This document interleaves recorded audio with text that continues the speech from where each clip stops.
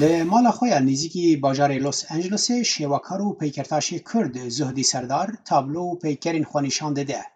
Ew di şêwazê dîzaynkirina berhemên xwe de bal dikişîne ser îşkence û zordariya ku Kurd di dîroka xwe de rastî hatine. من محاولەم زۆر کردووە کە تەسیری ئەوە بکەم چۆن کوردیان چۆن زوڵم لێ کردووە و سووتانویانن خسویان تەسجنەوە پیشانم ماوە چۆن ئەو تەسیرێک کردوە سەر ئەو لەشی و وەکو بیبینی یەکسەر بزانی کەوا ئەوە یەکێکە لە ژیانێکی ناخۆشا بووە. Serdar dibêje hunera şêwekarî û peykertaşiyê beşekî xweristiyê jiyana wî ye ku ji zarokiya wî ve her pêre bû û karibû bi wê xwe zûtir bigihîne Emerîkiyan û ji wan re behsa doza Kurdan bike.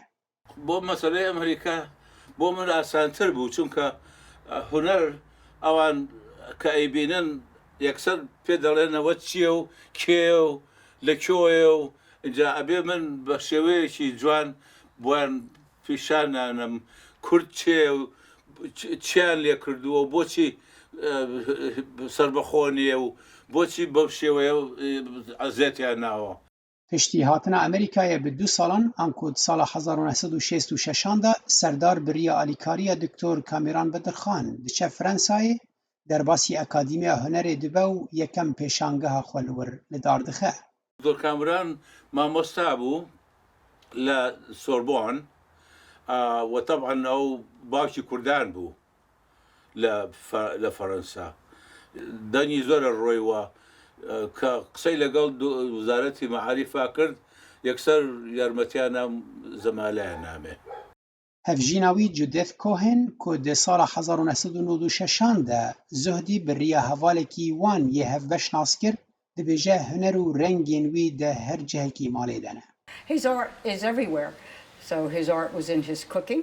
هونەرا wî li her derî ye û rengên wî heta di şêwazê çêkirina xwarinan de ye ku gelek bitam in ji ber ku ew bi hezkirin çê dike.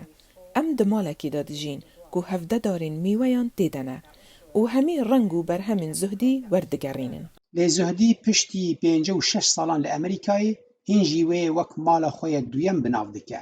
Ew dibêje her çendî Amerîka mala wî yek dawî be jî ew ji aliyê giyanî ve naba wek mala yekem. Kurdistan. ژیانی من ئێستا چونکە لێرە ئیشتیقرارم کردو ماڵم هەیە بشتمەوانێ بۆ زیارە دەچمەوانێ بەڵام تەبعاً ئەوە ماڵەوەیە هەموو وەختێک ئەڵێم ئەڕۆم ماڵێ ئەمە ماڵی دووهامە بەڵام ئەمە ئێستا ئەو جێگەیە کەوا تێژین بەڵام کوردستان هەموو وەختێک جێگەیەکە کە مێشمان و دڵمان و ڕۆحمانی تایە. Ji binî hunera şêwekarî û peykertaşiyê Serdar nivîskar e jî û di her sê pirtûkên xwe de behsa hunerê û girêdana wê bi Kurd û Kurdistanê ve dike. Ji bajarê Los Angelesê wilayeta Kalîforniya, Salih Demîcer, Dengê Amerîka.